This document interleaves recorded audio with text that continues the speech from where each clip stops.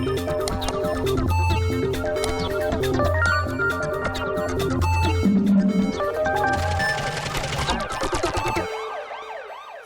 up in this programme, how a PE teacher is being coached in editing software to freshen up his class's cricket techniques, and how a teacher from Camborne is using PDAs and painting software to bring the faces of his Year 8 science class to life. And we've got more top tips. I found when I use the interactive whiteboard, it's easier to use the back of your fingernail to keep control of the things on the board. Hello and welcome to ICT SOS. First today, sport. Well, we might not expect a call for help with ICT from a PE teacher, but Andy Thomas is struggling. He's spending part of his summer coaching cricketing techniques. Lucky man. So what's his problem? I've got a Year 9 cricket class where we're going to be analysing the bowling action. We've been fortunate enough to take video footage already of the bowling technique, and I'd like to be able to find a better way of presenting this.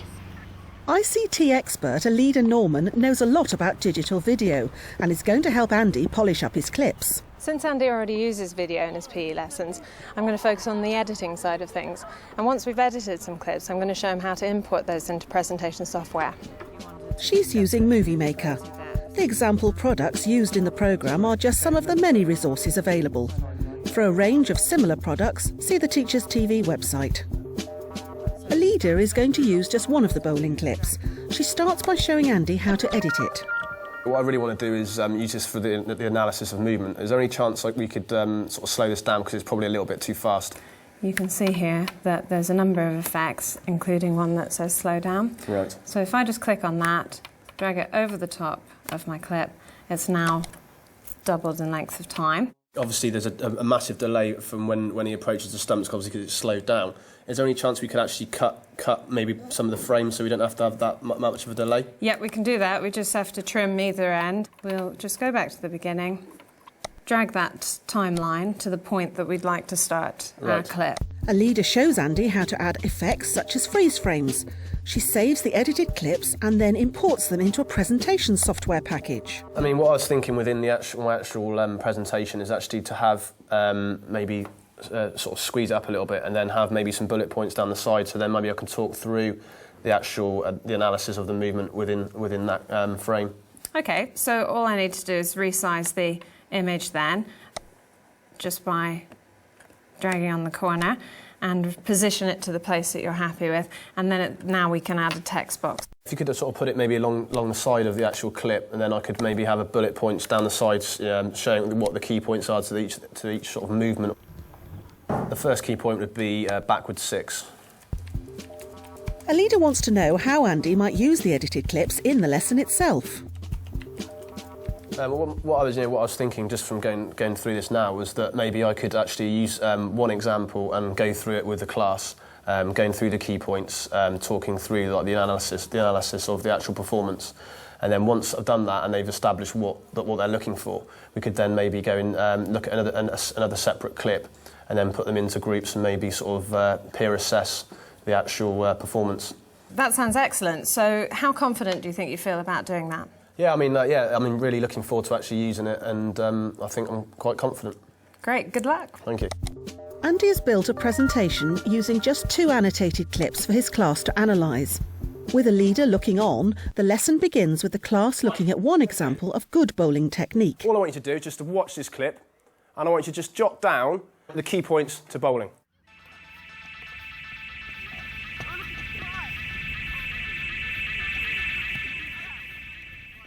There's your technique.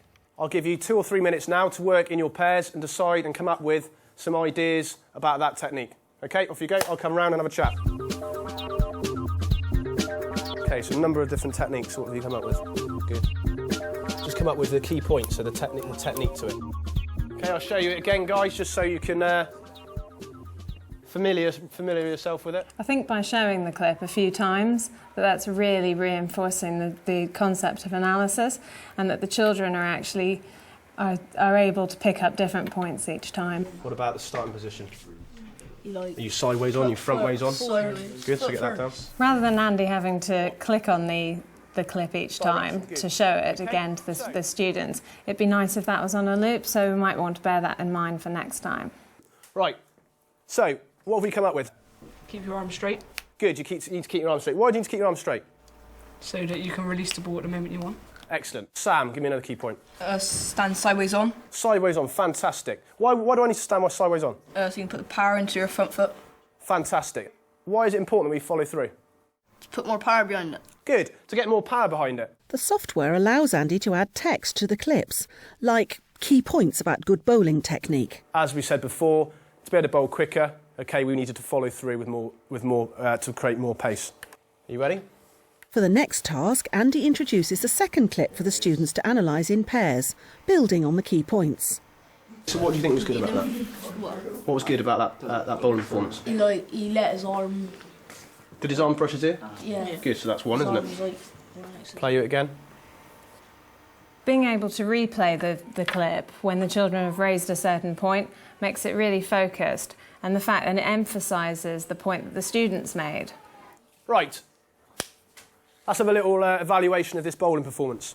He brushed his ear when he was throwing it. Fantastic. Greg is actually brushing his ear when he bowls the ball. Again, watching this. Back foot to front foot. So back foot to front foot. What does that allow him to do? Get more power behind Get it. more power into it. He ends the lesson by summarising some of the key points the pupils can use in their next practical session. So, in a model perfected bowling action, what would be the best key points? To step into the ball, step into the bowl, So step into the ball, what did I say? Transfer. transfer your body weight. Good, fantastic. Andy? Side on. Keep sideways on, well done. Guys, that was a fantastic lesson. All right, you've worked really well. Okay, and next lesson, hopefully we can now put this analysis into practice when we take part in our practical exam. So how did the lesson go? I thought the lesson went really well. The software package really enabled the pupils to sort of focus on what they're trying to learn in terms of the technique, in terms of the key points. I felt that it motivated the children because they were analysing their own performances, and I felt that the presentation software allowed for a really focused question and answer discussion. They can now focus on improving through the next lesson, and by knowing and seeing the key points, they can really sort of address these issues. You can find out more information about this or anything else you've seen on the programme by visiting the Teachers TV website. And now for some more top tips. My top tip is, in any piece of software, find out what all the icons do. It'll save you a lot of time and help you make best use of the programme. When pupils are creating a document, always try and leave space for a header or a footer where they can put their name. That way you can save an awful lot of time with pupils going to and from the printer. Instead, you can pick them up and give them back to the pupils as they continue working. We all lose computer files. When you look at the view options, experiment with date or with type or name, and usually one of these will help you find that missing file. And finally today, science. We often ask children to collect data, but how can we bring that data to life and make it more interesting and visual? Nigel Bispham wanted to transform the data that his Year 8s were collecting as part of their coursework on energy transfer. And here's what he did.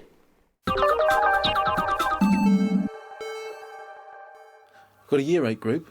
They're doing the unit on heating and cooling. They know about conduction and convection, but as yet they know nothing about radiation. Telling them that hot objects give off radiation would be desperate. Yep, and then okay. Letting them find out about it for themselves, it's just great.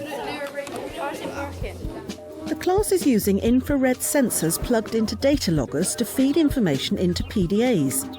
The data the pupils collect from their friends' faces will display an instant reading on the PDAs. What I particularly like with using handheld technology is they're not sat on their backsides.